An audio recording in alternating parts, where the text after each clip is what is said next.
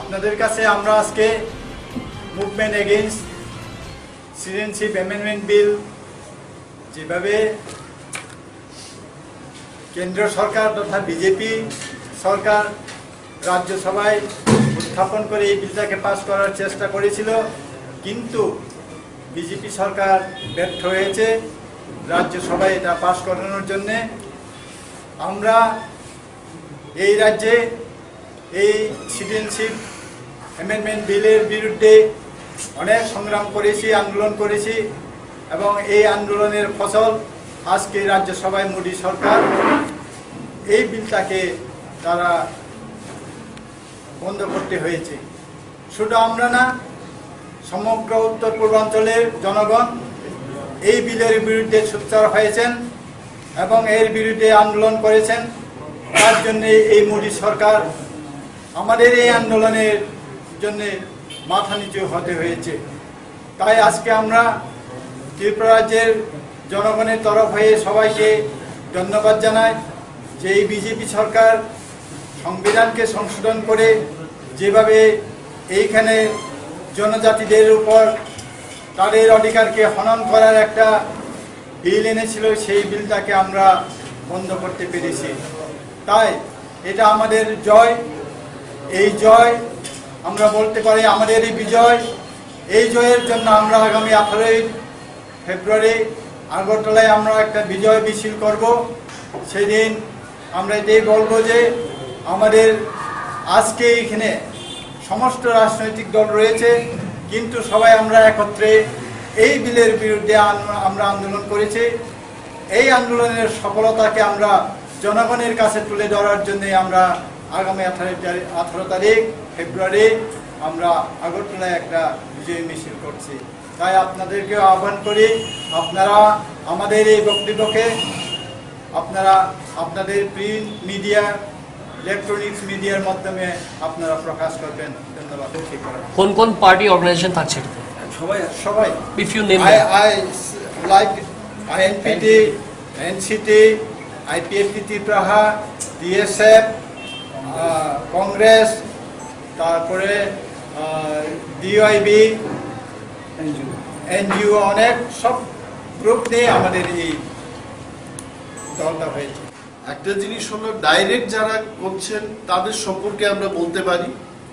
আর এই যে আমরা জয় বলে আজকে ঘোষণা করছি, এই জয়টা জনগণের জয়, এই জয়টা ডেমোক্রেসির জয়।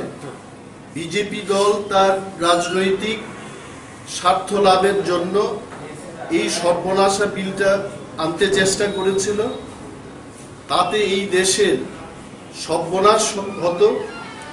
গোটা উত্তর পূর্বাঞ্চল রাজ্যে জনসংখ্যার ভারসাম্য অদল বদল হয়ে যেত, যেখানে মোদীর সরকার মানুষকে শুধু স্বপ্ন দেখাচ্ছে।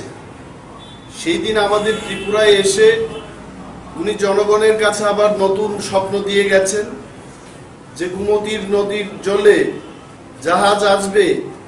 এই ধরনের স্বপ্নময় বিভোর ত্রিপুরা ওনারা গড়তে চান। আমরা বাস্তবে দাঁড়িয়ে মানুষের জন্য কথা বলতে চাই। ত্রিপুরার রক্ষায়, উত্তর পূর্বাঞ্চলকে রক্ষা করার জন্য, ভারতকে রক্ষা করার জন্য আমাদের এই আন্দোলন। আজকে যারাই আমাদের এই আন্দোলনকে সমর্থন করেছেন, AIDMK, রাষ্ট্রীয় জনতা দল, তৃণমূল কংগ্রেস, কংগ্রেস পার্টি, শিবসেনা, জনতা দল ইউনাইটেড এবং উত্তর পূর্বাঞ্চলের নর্থ ইস্ট স্টুডেন্ট অর্গানাইজেশনের নেতৃবৃন্দরা এবং অন্যান্য আঞ্চলিক দল যারা এই বিলটির প্রতিবাদ করেছেন, তাদের ধন্যবাদ জানাচ্ছি। এবং আমাদের এই রাজ্যে ত্রিপুরা স্টুডেন্ট ফেডারেশন, তাদের ভূমিকা সবচাইতে বেশি। তারা এই আন্দোলনের সমস্ত দলকে, NGO-কে এক ছত্রে এনে মহারাজার নেতৃত্বে পয়লা জাতি উলো পার্টি এই স্লোগানটাকে সামনে রেখে আমরা এই আন্দোলনটা করতে পেরেছি। এবং DSF নেতৃবৃন্দদের অসংখ্য ধন্যবাদ আমরা আমাদের এই মঞ্চের পক্ষ থেকে জ্ঞাপন করছি। এই ধরনের শক্তি যেন পুনরায় ক্ষমতাতে না আসতে পারে, তার দিকেও আমাদের সতর্ক থাকতে হবে।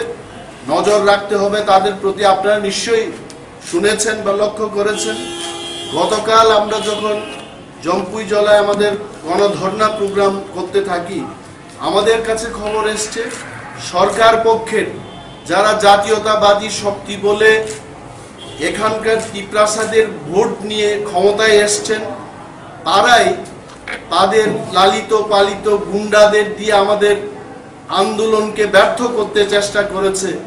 এবং আজকে যখন পার্লামেন্টে এই বিলটি মানে নস্যাৎ হয়ে যায়, ঠিক সেই মুহূর্তে তারা আবার মানুষকে বোকা বানানোর জন্য টাকার জলায় তারা একটা প্রোগ্রাম করে মানুষকে দেখাতে চেষ্টা করেছে যে আমরাও ত্রিপ্রাসাদের জন্য আছি। যদি তারা ত্রিপ্রাসাদের জন্য থেকেই থাকে, তাদের আন্দোলন কোথায়? রাজ্যের মানুষকে আমরা বলতে চাই, যারা বিগত দিন সিংহের মতো গর্জন করত ত্রিপ্রাসাদের দাবি দাওয়াকে নিয়ে, আজকে ইঁদুর হয়ে গেছে। সরকারের মন্ত্রিত্বের লোভে বিজেপি এবং নরেন্দ্র মোদীর বিরুদ্ধে কথা বলতে পারছে না। তাদের যেন চিহ্নিত করে তাদের প্রতি মানুষ যেন সজাগ থাকে, সেই আবেদন আমরা ত্রিপুরার মানুষের কাছে রাখব। এবং আগামী দিন 18 তারিখ যে প্রোগ্রামটা হচ্ছে বিজয় মিছিল, সেই মিছিলে আমরা অনুরোধ করব রাজ্যের জাতি উপজাতি সমস্ত অংশের মানুষ যারা ত্রিপুরাকে বাঁচাতে চান, তারা যেন আমাদের এই বিজয় মিছিলে সামিল হন, সে আবেদন রাখছি।